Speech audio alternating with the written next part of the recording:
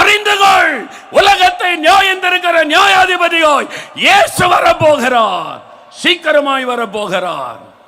நீ இன்னும் பாவத்திலே வாழ்வாயோ, குடித்து வெறித்து துன்மார்க்கமாய் இதுதான் வாழ்க்கை என்று வாழ்வாயோ, உனக்குரிய தண்டனை அவனுடைய கிரியைகளின்படி அவனுக்கு நான் அளிக்கும் பலன் என்னோட வருகிறது. இயேசு சொல்லுகிறான், பரிசுத்தமாகிற தேவ பிள்ளையே இன்னும் பரிசுத்தமாக, நீதி செய்கிற தேவ பிள்ளையே இன்னும் நீதியாய் நடந்து கொள். அநியாயம் செய்கிறவர்களை கண்டு சோர்ந்து போகாதே, அக்கிரமம் பண்ணுகிறவர்களை கண்டு சோர்ந்து போகாதே. அவங்க எல்லாம் நல்லா தானே இருக்காங்க, அவங்க தான் நல்லா தானே இருக்கிறாங்க சொல்லாதே. அவங்க நல்லா இல்ல, நரகத்தின் வாசற்படியில நிற்கிறார்கள், அக்கினியின் வாசற்படியில நிற்கிறார்கள்.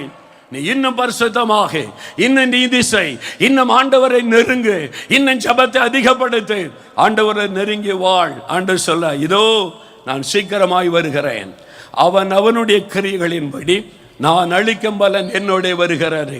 லஞ்சம் வாங்குகிறவனே உனக்குரிய பலன் வருகிறது, குடிகாரனே உனக்குரிய பலன் வருகிறது, துன்மார்க்கனே உனக்குரிய பலன் வருகிறது. எப்படியும் பணம் சம்பாதிக்க வேண்டும் என்று சமுதாயத்தை சீரழித்து கள்ள கணக்குகளை எழுதி கலப்படங்களை செய்து ஜனங்களுக்கு துன்பமாய் அநியாயம் செய்து பணம் பணம் பணம் என்று பணத்தை பேயாக நினைத்து பற்றி கொண்டு வாழுகிறவனே உனக்குரிய பலன் வருகிறது. ஆண்டவர் பலனை கொண்டு வருகிறார். No man can escape on the judgment of the Lord. ஒரு மனிதனும் தப்ப முடியாது. நீ யாராக இருக்கலாம், உன் பதவி எவ்வளவு பெரிதாகவும் இருக்கலாம், ஒருவரும் தப்ப முடியாது. ஐயா, நியாய தீர்ப்பின் நாள், அந்த நாளிலே சகலரும் நடுக்கத்தோட நிற்பாங்க. அப்ப நீ எங்க நிப்பாய்? நீ யோசித்துப்பார் மகனே, மகளை யோசித்துப்பார்.